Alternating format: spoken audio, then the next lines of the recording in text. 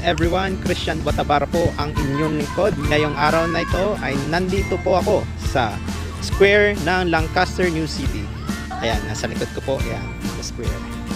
Ayan. Yan po yung namimili, kapitbahay natin. So, nandito po ngayon ang aking pamangkin. Hello.